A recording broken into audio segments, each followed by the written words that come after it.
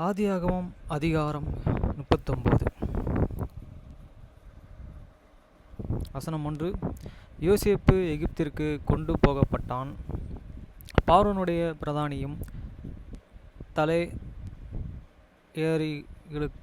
அதிபதியுமாகிய போத்திபார் என்னும் எகிப்து தேசத்தான் அவனை அவ்விடத்திற்கு கொண்டு வந்த இஸ்மவேலரிடத்திலே விலைக்கு வாங்கினான். வசனம் 2.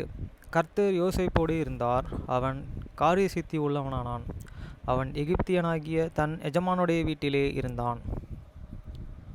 வசனம் 3. கர்த்தர் அவனோடு இருக்கிறார் என்றும் அவன் செய்கிற யாவையும் கர்த்தர் வாய்க்க பண்ணுகிறார் என்றும் அவன் எஜமானன் கண்டு. 4. யோசேப்பினிடத்தில் தயவு வைத்து அவனை தனக்கு ஊழியக்காரனும் தன் வீட்டுக்கு விசாரணைக்காரனும் ஆக்கி தனக்கு உண்டான யாவற்றையும் அவன் கையிலே ஒப்படைத்தான். வசனம் 5.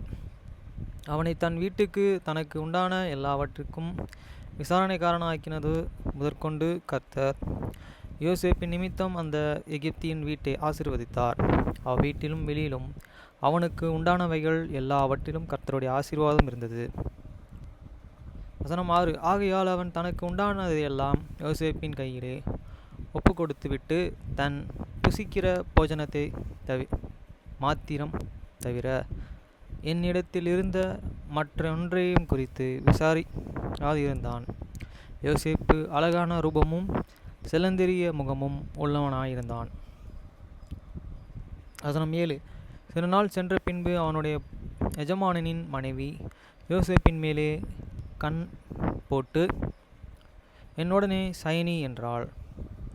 வசனம் 8. அவனோ தன் எஜமானுடைய மனைவியின் சொல்லுக்கு இணங்காமல் அவளை நோக்கி, இதோ வீட்டிலே என்னிடத்தில் இருக்கிறவைகளில் யாதொன்றுக்கு குறித்தும் என் ஆண்டவன் விசாரியாமல் தமக்கு உண்டான எல்லாவற்றையும் என் கையிலே ஒப்புவித்து இருக்கிறார். வசனம் 9. இந்த வீட்டிலே என்னிலும் பெரியவன் இல்லை. நீ அவருடைய மனைவியாய் இருக்கிறபடியால் உன்னை தவிர வேறு ஒன்றையும் அவர் எனக்கு விலக்கி வைக்கவில்லை. அப்படி இருக்க நான் எத்தனை பெரிய பொல்லாங்குக்கு உடன்பட்டு தேவனுக்கு விரோதமாய் பாவம் செய்வது எப்படி என்றான். வசனம் 10. அவள் நித்தம் யோசேப்போடு இப்படி பேசிக்கொண்டு வந்தபோதும் அவன் அவளுடனே சயனிக்கவும் அவளுடனே இருக்கவும் சம்மதிக்கவில்லை.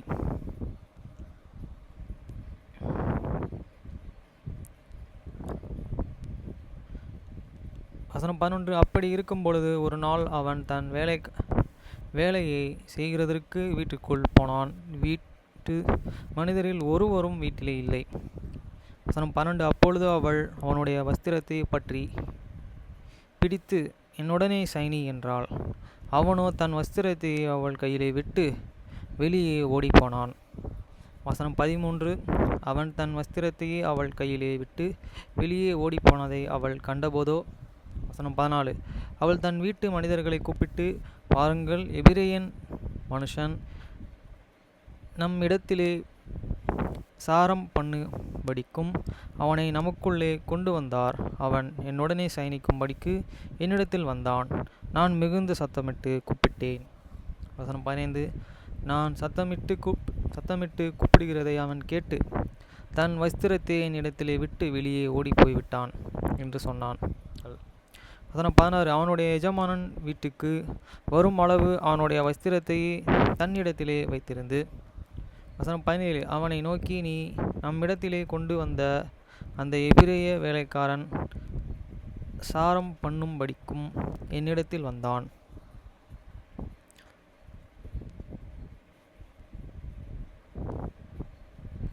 வசனம் 18. அப்பொழுது நான் சத்தமிட்டு கூப்பிட்டேன். அவன் தன் வஸ்திரத்தை என்னிடத்தில் விட்டு வெளியே ஓடிப்போனான் என்றாள். வசனம் 19. உம்முடைய வேலைக்காரன் எனக்கு இப்படி செய்தான் என்று நான் மனைவி தன்னுடனே சொன்ன வார்த்தைகளையே அவனுடைய எஜமானன் கேட்டபொழுதோ அவனுக்கு கோபம் உண்டானது. வசனம் 20. யோசேப்பின் எஜமானன் அவனை பிடித்து ராஜாவின் கட்டளையினாலே காவலிலே வைக்கப்பட்டவர்கள் இருக்கும் சிறை சாலையிலே அவனை ஒப்புவித்தான். அந்த சிறைச்சாலையிலே அவன் இருந்தான். வசனம் 21.